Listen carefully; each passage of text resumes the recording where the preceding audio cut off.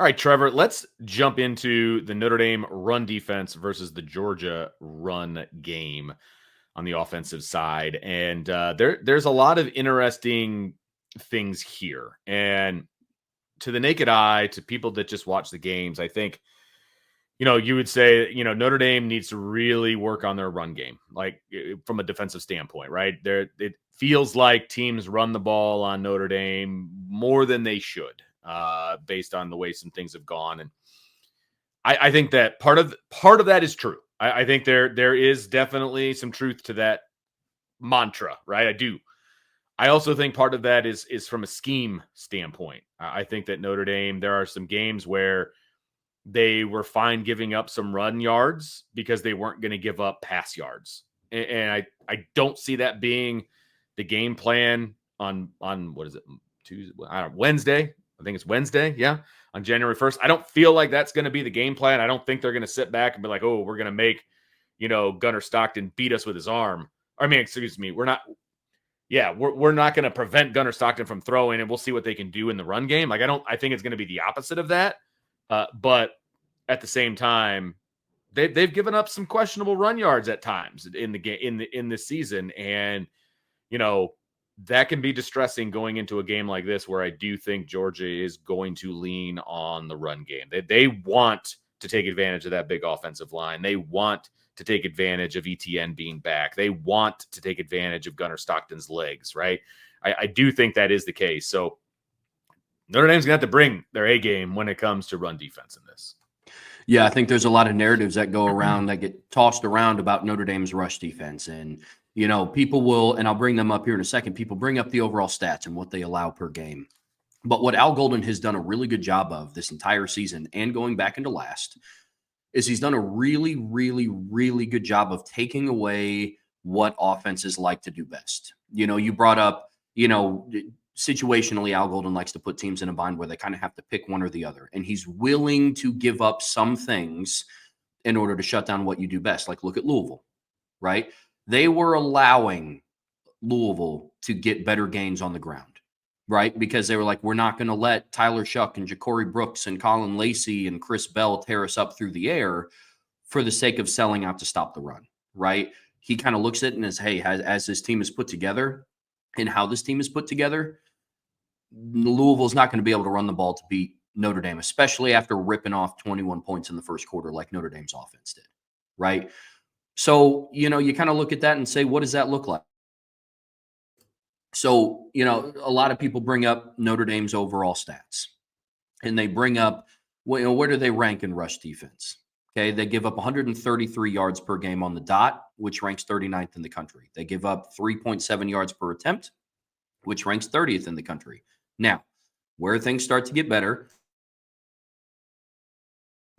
is they haven't given up a lot of rushing touchdowns, and they haven't given up a lot of explosive plays on the ground. They've only given up 3 runs of 30 yards or longer. Now, where it lacks is they're not as disruptive of a team, because you can kind of look and see where they're at tackles for a loss. And they've only gotten 71 on the season, which ranks 75th in the country. So, Vince, initial thoughts on Notre Dame's overall rush defense? Yeah, look, I think they're going to have to be careful, because I do think with Al Golden sending exotic pressures and doing some of the things that we think he's going to do in order to make this defense as good as it needs to be, sometimes when you do that, you leave open run lanes and you abandon some areas and you do some things that can hurt you in the run game. And they're going to have to be careful of that. Now, some of it's just going to be dumb luck, where Notre Dame decides to run a certain pressure and then Georgia decides to run a certain run game, and they get lucky and they hit it. And Notre Dame just doesn't have an answer. Like that happens. I mean, those are the chances that you take when you put together, a pressure and call it. I mean, those are just the chances that you take. Now, that you have to hope that doesn't happen a lot, obviously. And I think Notre Dame has done a good job of not getting themselves in that situation for the most part this season. But it's something that you got to watch for, right? It's something that you have to keep an eye out for. I do think that, okay, rushing yards allowed, it's a little inflated. They played 2 service academies. Obviously, that's not going to help things out very much when it comes to your run game, but they generally do a pretty good job of keeping teams out of the end zone.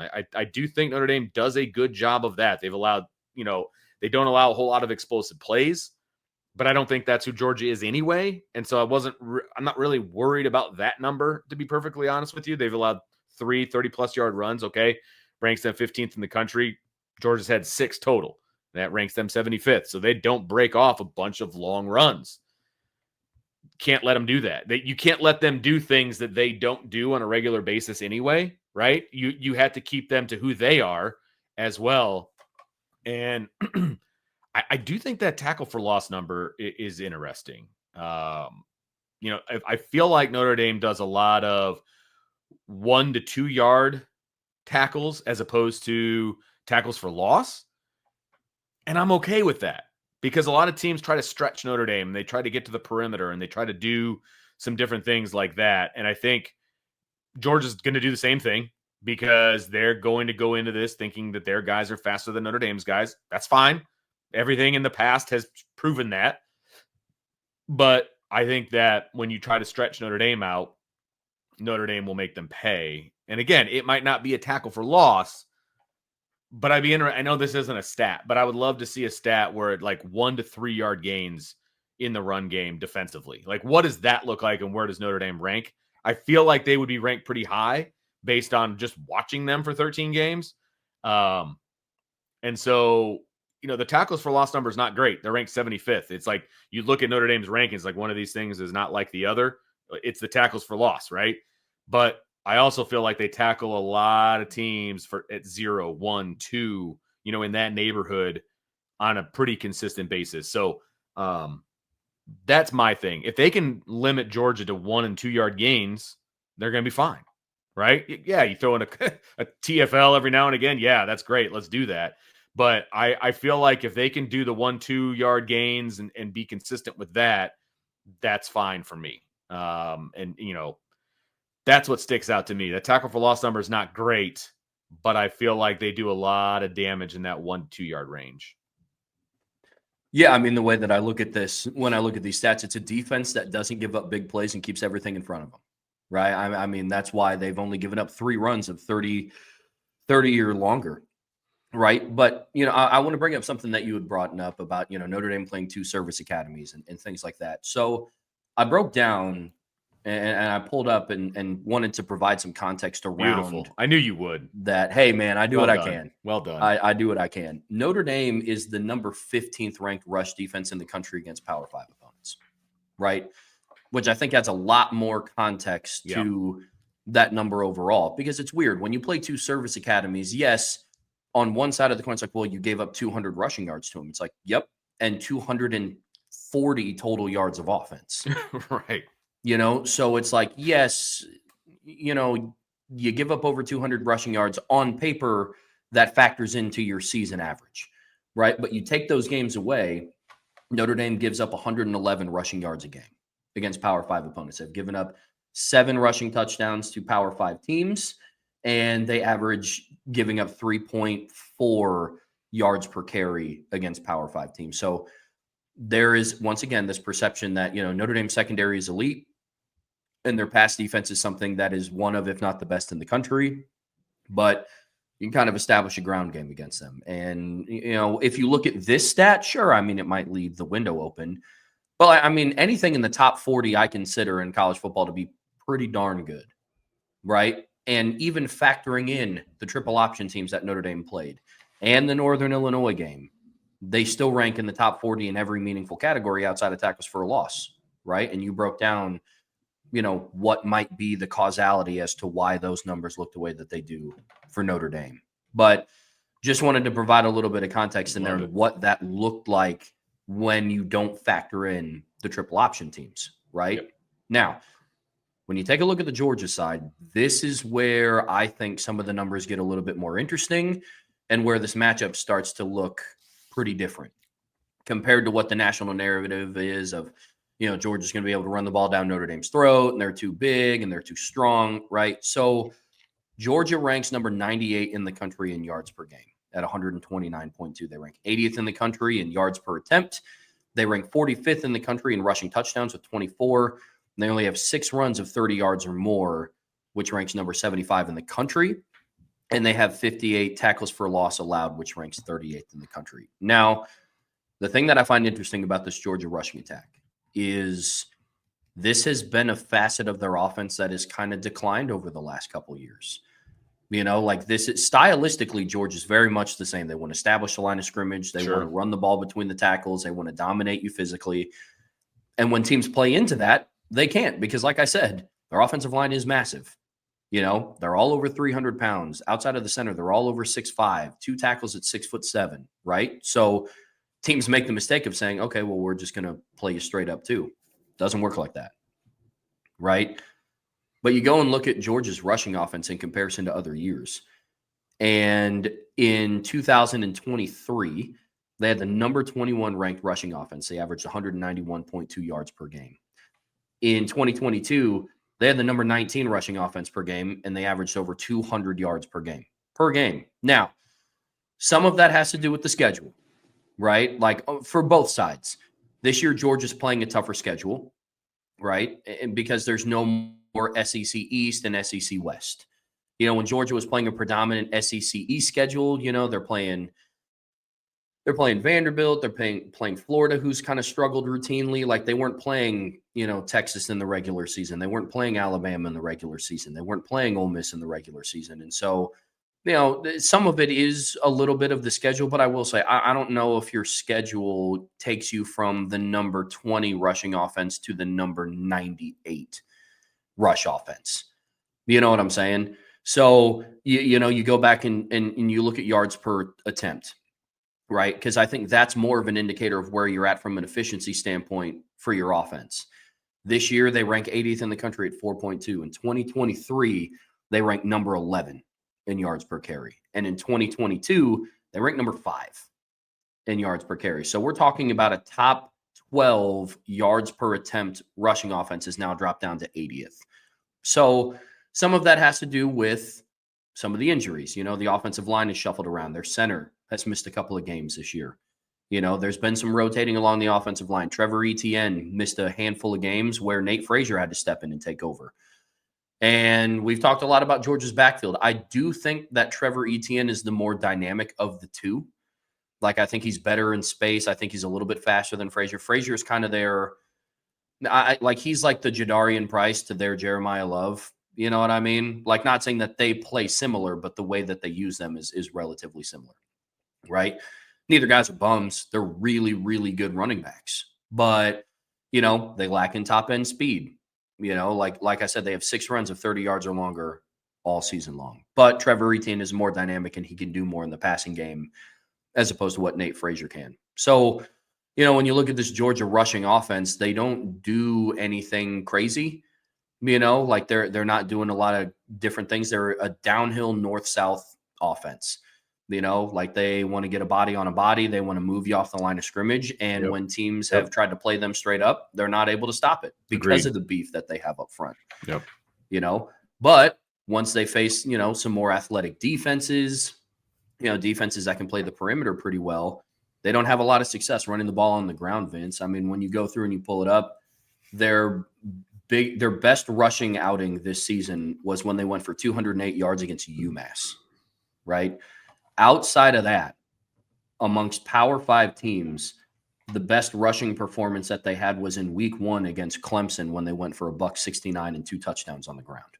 So this isn't like the typical Georgia offenses that we've seen in the past, with DeAndre Swift and with James Cook and, some of those guys that are now NFL caliber running backs. Not bad by any means, but it's shades of what it was.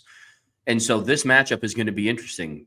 From Notre Dame's perspective, you can't allow Georgia to establish any type of ground identity. Like, that's going to be Gunnar Stockton's best friend because he is going to be his first start. So, overall, what are your takeaways from Georgia's rushing offensive stats? Yeah, I mean, this is not what I would think of. Like, if you didn't show this to me and I was thinking, Georgia run game, without watching their games or what, just knowing the the reputation of Georgia, I would be like, nah, these can't be the right numbers. You know what I mean? Like that's not who they are. They are predominantly a run game. Now, I think that is where maybe some Georgia fans probably aren't very happy either. And I could, take a quick pulse of the guys that are in the chat right now. But, I think Georgia fans want to be a run first offense. They want to run the ball. They want to punish you. They want to be physical. They didn't probably want to see Carson Beck just sit back there and throw the ball all over the field. I just don't think that's who Georgia is, in my opinion. Like, that's not who I think of when I think of Georgia, right? And then, obviously, when you put the ball in the air as much as they did, you turn the ball over some more. I mean, that's what happened to Georgia this year in the middle of the season is they ended up putting the ball in the air a bunch more than I think they usually do, or at least it feels that way. And then they turn the ball over. I think Georgia fans would like it much more if they were just running the ball on a more consistent basis. And I think when, they come into games in the postseason, like this game against Notre Dame, they want to pound you. Like, they want to run it down your throat. And that's what we're hearing from Georgia fans and SEC media is that, like you said, Georgia's going to come out and they're going to run the ball right down Notre Dame's throat because that's who they are.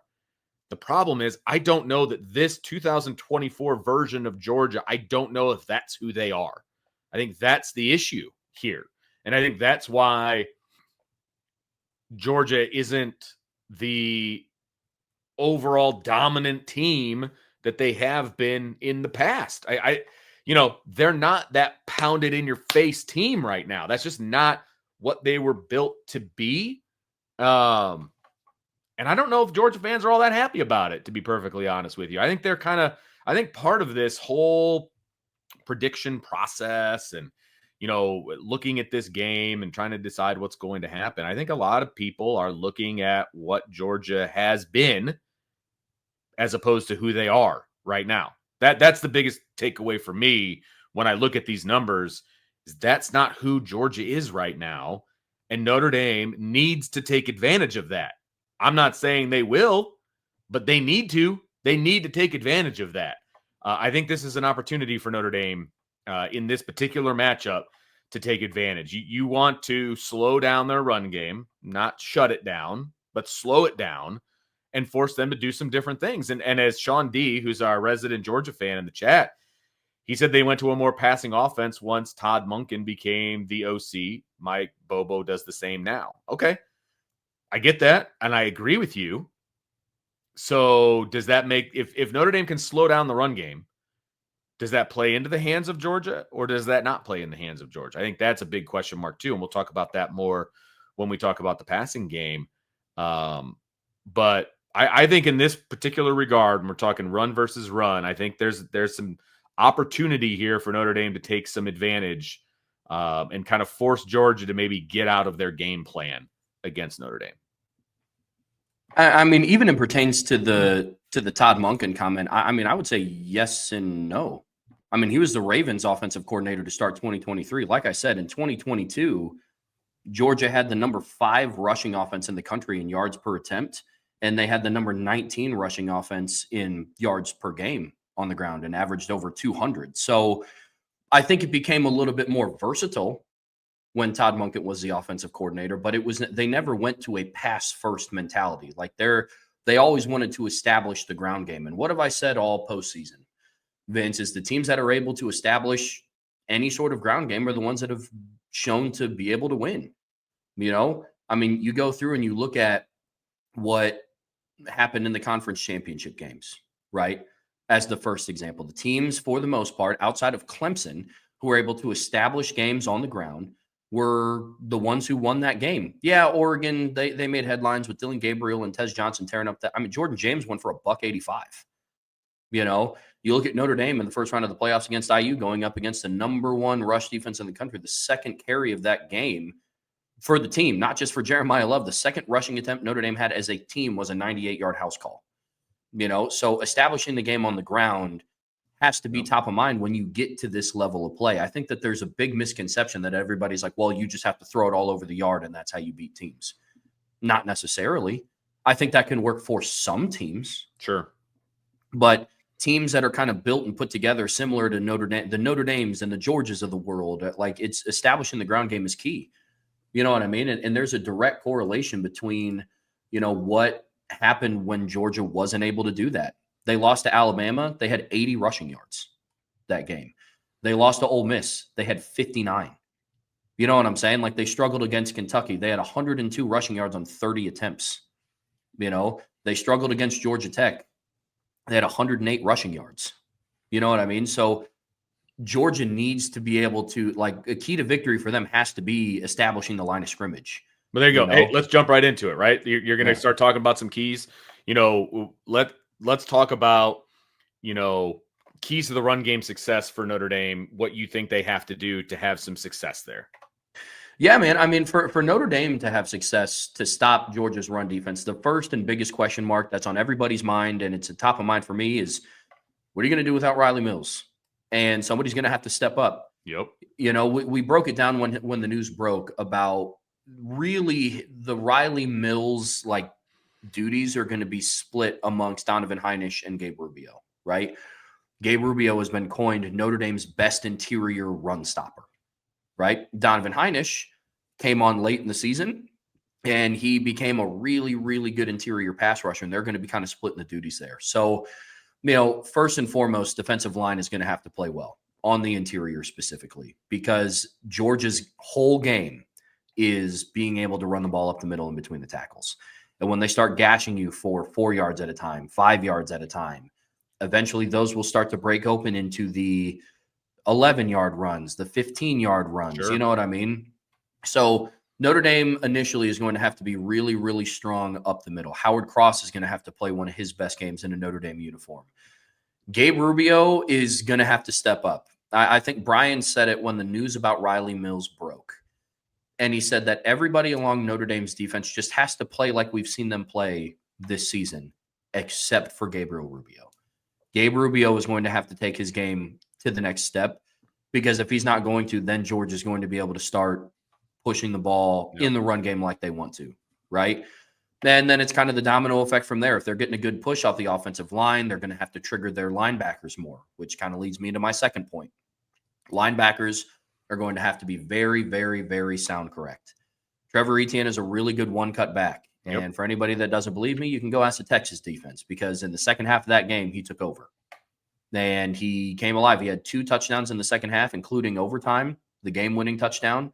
So interior linebackers for Notre Dame, I mean, Jack Kaiser, Drake Bowen, they're going to have solid games in the alley when stopping the run. So, and then finally, for stopping Georgia's run game, like Trevor Etienne and Nate Frazier are guys that, similar to Indiana's running backs, they don't go down on first contact. They're not like a Jeremiah Love, Jadarian Price, like make you miss in space, give you a couple shakes. I've said it before. I think Jadarian Price is the best lateral cutter on the team. But those 2 guys in Frazier and Etienne are strong runners, man. Like, they don't go down easy. They pick up the extra yards that they need to. So Notre Dame's going to have to do a really good job at bringing their feet when they tackle, because these are guys that can drag you for a couple extra yards. And that might be the difference between 3rd and 7 or 3rd and 4, So for me, it starts with the interior. If the interior of the defensive line holds up and it allows the linebackers to scrape over and fill the gaps that they need to, then they're all good. Linebackers also, once given the opportunity, need to be able to fill gaps correctly, because if they overcommit and Drake Bowen goes and flows over into the B gap, Trevor Etienne and Nate Frazier are both good enough running backs where they will cut that back and they'll have a little bit of a lane. Now, they don't have the top end speed to break away and get away from you. But again, you start talking about limiting chunk plays. And when you have 2 really, really good teams like this, that's what wins the day.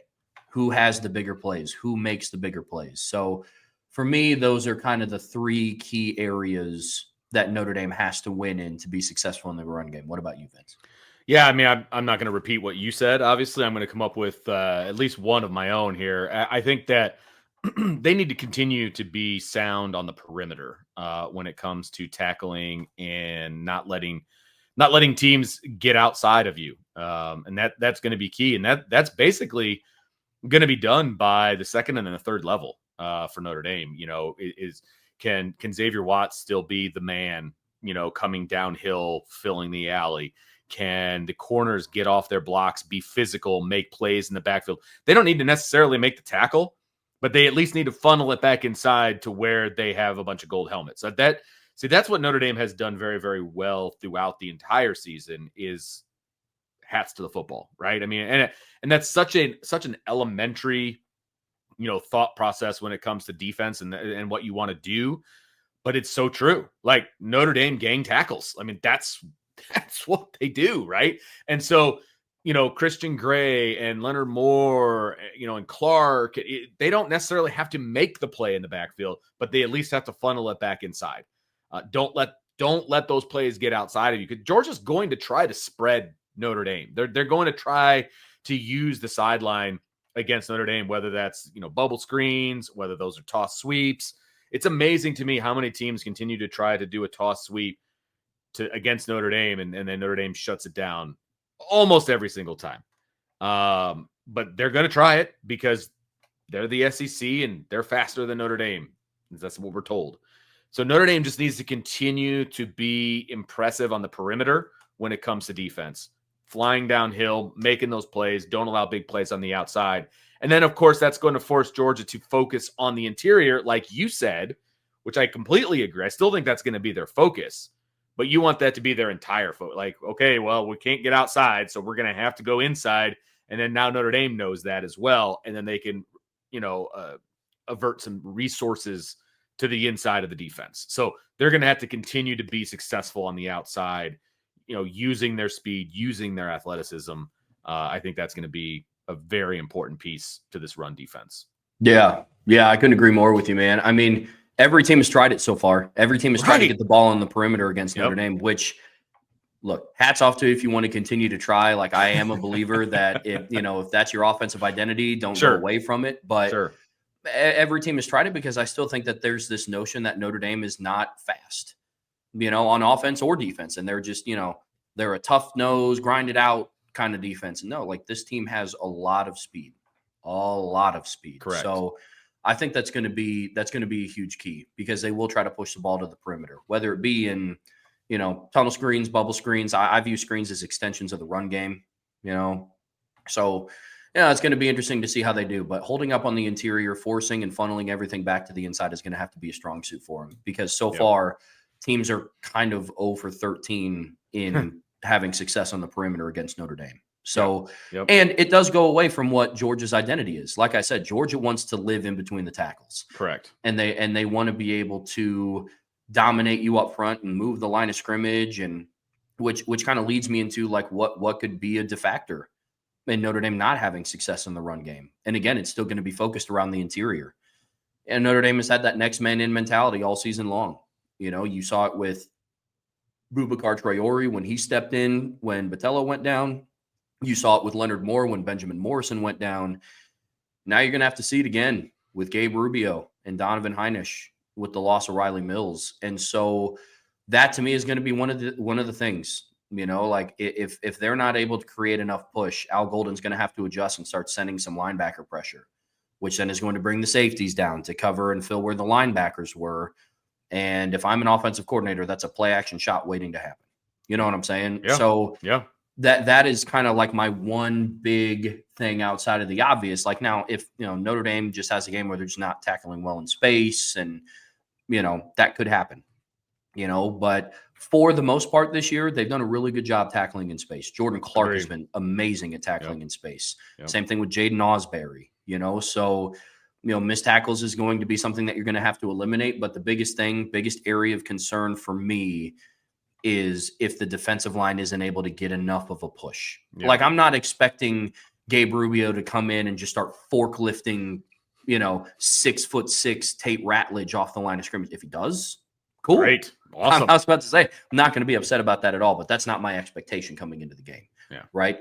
Eat up space, eat up blocks, let your linebackers come in and fill and do a good job doing the dirty work, the stuff that doesn't show up on the stat sheet. They're not able to do that. It's going to be a long day for the Notre Dame rush defense. What about you, Vince? Do you have anything else to add to the areas of concern? I mean, that's my biggest concern is the defensive line, the interior of the defensive line. I mean, I'm not going to rehash everything that you just said because you nailed it. But, losing Riley, like I would be having a different conversation if Riley Mills was healthy. There's no doubt about it because he's just been playing like a man possessed, and he's that big body and he uses it and all of the athleticism that's involved. So, Notre Dame's got to do what they've been doing all season. Backups are going to have to step up. Like, that's what has to happen. Sucks that it has to happen in the semifinals of the playoffs, but it has to happen. We've been talking about the depth of this Notre Dame team and how it's the deepest team we've ever seen, blah, blah, blah, blah, blah. All true, but now that depth's being tested in a real way on the defensive side of the football, and you're just going to have to step up. That's my biggest area. Like, I'm not concerned about, we're going to talk about the pass game, not necessarily concerned about the secondary. I'm not really concerned about the linebackers, and we're going to talk about guys who need to step up and X factors and all of those different things. And there's guys I have a lot of confidence in defensively, and I'm not saying I don't have confidence in Gabe Rubio. I'm not saying that at all, but I'm saying they're going to have to step. He's going to step up. Kurt Hines is going to have to step up. I mean, that's the bottom line. If they don't, you're right. It's going to be a long day for Notre Dame's defense. It just is. Yep. And another one, and glad we didn't transition into the next segment yet, because there was one glaring thing that I just completely forgot to talk about. Gunnar Stockton's a mobile quarterback. Oh, duh. Yeah, of course. Oh, why do we not talk about that? Holy cow. So Gunnar Stockton adds a different element to this Georgia offense that Carson Beck simply didn't. Now, like, Carson Beck is not some stiff, right? Like, he's an athlete and he can run if he needs to. But Gunnar Stockton brings a different element to this offense that Carson Beck did not, and that's his legs. And there's very limited film on him, but Gunnar Stockton can do a good job at extending plays. He's a little bit shorter and stockier than Carson Beck. Carson Beck was a little bit taller, more lanky. That he had a pretty live arm at times throughout this season.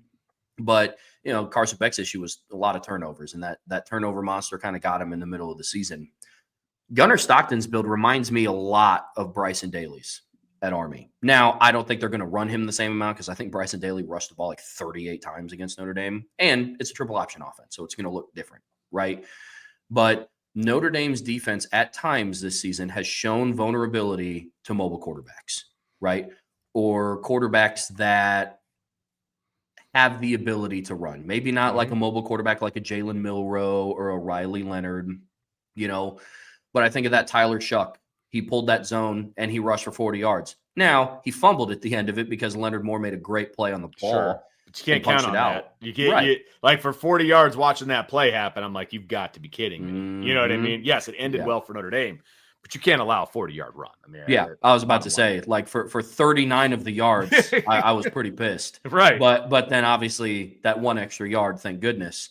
But then you look at what Jaden Maeva was able to do. I don't know if Gunnar Stockton is as skilled of a passer as Jaden Maeva, because he made some throws against Notre Dame. And that remains to be seen. I'm not saying that Gunnar Stockton isn't, but they have 80 plays to watch of him. And 2 of those games were against UMass and Tennessee Tech. Correct. So it's not the same. He didn't throw the ball a lot. I think against Georgia, against Texas in the SEC title game, he started the game 4 or 5. Putting them in favorable positions, easy reads, But once Georgia started getting after him a little bit, you started to see the mistakes start to pile up, and they made him uncomfortable.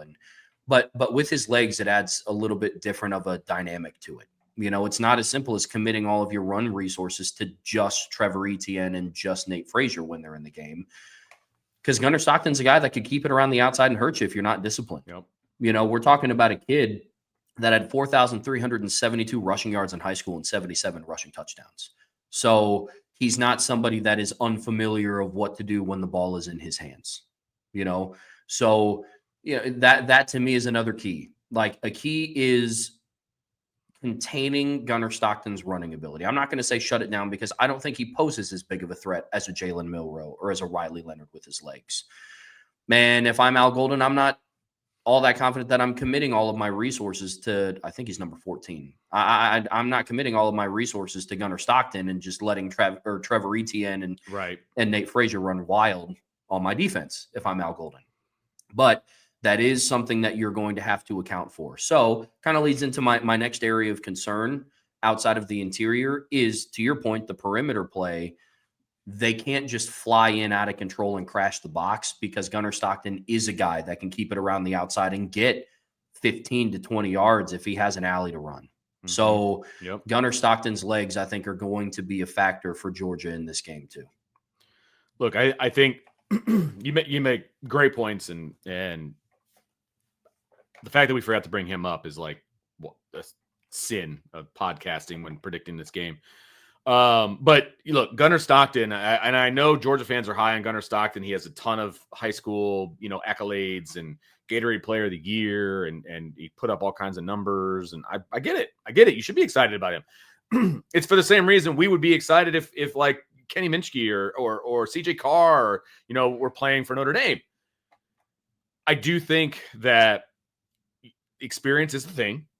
That's a thing. Right. But I also think that when in doubt, he's going to run the football. Like when you watch Carson Beck do his thing, he would get out of pressure, but then still have his eyes downfield, and when out of sync in the play, a broken play, he's not just tucking it and running. He was looking downfield and trying to make plays down the field. Sometimes he made them, sometimes he didn't. Right. But I think that was always he's a pass first quarterback. I don't think Gunnar Stockton is going to be a pass first quarterback.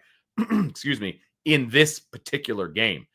I'm not saying what Gunnar Stockton is going to be next year if he's the full-time starter or whatever. I'm talking about this game in particular when the bullets are flying and Notre Dame's athletic defense is all around him. Is he going to be a pass first quarterback or is he going to be a run first quarterback? Now, they're going to use him in the run game. Very similar probably to the way that Notre Dame uses Riley Leonard in the run game. I fully anticipate that. But here's the thing. Notre Dame's defense has been going up against Notre Dame's offense all season. They're used to a mobile quarterback. They're used to Riley Leonard, who is arguably a run-first quarterback who can run the ball with grit, and he's good at it, and all of those different things. So they're not going to be surprised by Gunnar Stockton running the football. I don't think that is going to be the case. I really don't. But executing is another story, right? Is he going to be able to extend plays? And I'm more worried about the out of phase, plays where he just kind of escapes the pocket and then runs the ball like that. That's more what I'm worried about as opposed to design quarterback runs and things like that. That is what worries me more than anything. So Notre Dame's going to have to be ready. I hate the idea of a spy. I don't like that at all. That's just not who I am. That's not what I would do because I feel like you're taking a guy out of the defense. Again, that's just me. So I don't want them to do that. Now, if that's what Al Golden believes in and that's what works, then so be it. I just don't think you need to use additional resources against him unless he forces you to do that. I think you still come at them and you still play them straight up. Like that's what I would do personally, and unless they force your hand, and that's what's called an in-game adjustment. If you have to do an in-game adjustment because he's kicking your tail by picking up yards with his legs, then you have an in-game adjustment and you get a spy on him and you do all of those things. I just wouldn't do that to start things off. Like that's sure. how I would be. No, I'm with you. I mean, I don't think, and Marcus Freeman said this in his press conference when asked about Gunnar Stockton and the difficulties of preparing for him. I don't think Kirby Smart and his offensive coaching staff are going to come in and try to reinvent the wheel before this playoff game. Like their offense is who they are, right? And Gunnar Stockton was QB2 for a reason because they believe that he could still run Georgia's offense. Like I don't think they're going to come out and look like Georgia Tech with Haynes King. Right. You know what I mean? Like it will still be Georgia's base offense. But the point that you brought up is fantastic. I mean, it's the broken down plays and it's his ability to improv and extend plays is what's going to be interesting for Notre Dame's defense to see how they handle it. Like I don't think they come in and add an extra guy to the box to prevent Gunnar Stockton from pulling it and keeping it around the outside. But something that they will have to be more wary of opposed to if it was Carson Beck. Absolutely. I mean? 100%. Yes. Completely agree. Agree. Glad we remembered to put in Gunnar Stockton because I completely forgot that he's a dual threat kid. So they'd be taking money out of our paycheck if we didn't at least talk about Gunnar Stockton in the run game. That's for sure. So look, it adds an element to this offense that it's an advantage to Georgia in that this is something that we haven't seen. We, as in college football, haven't seen Gunnar Stockton at the helm of a Georgia offense. Just haven't really seen it yet. Yeah, second half of the Texas game, I get it. That's not a full game. That's not going into. We talk about this all the time, right? That's not. There's a difference between coming off the bench and performing, as opposed to knowing you're the starter for 3 weeks and performing. There's just a different amount of pressure involved. It's just a different animal. We haven't seen that from Gunnar Stockton. You just haven't. Maybe he's amazing. Maybe he just goes out and now he's the front runner for the Heisman next year. You know, all of these different accolades that he could get, right? The odds are he's not going to be that. It's going to be someplace in between, you know, a one-star recruit and Heisman Trophy winner 2025. It's going to be someplace in the middle. And a lot of that's going to have to do with Notre Dame and what they force him to do or force him not to do or whatever. So he's going to be an X factor, though, because nobody knows. Nobody knows. And to a degree, Georgia doesn't know either. And so it's going to be very interesting to watch, and it's going to be an X factor in this game, no doubt about it, especially in the run game. Yeah, 100%, man. I'm good on the run game. Hey, here we go. So make sure you hit that like button, that subscribe button, that notification bell, share with your family and friends. And of course, jump on the boards.irishbreakdown.com. All kinds of fun stuff going on over there. And it's going to keep coming your way until kickoff on New Year's Day, New Year's night, really. New Year's Day night, whatever. But it's going to keep coming your way. And then, of course, we'll have all the breakdowns and everything from this game. And we'll put that on the board as well. So make sure you stay tuned. Boards.irishbreakdown.com.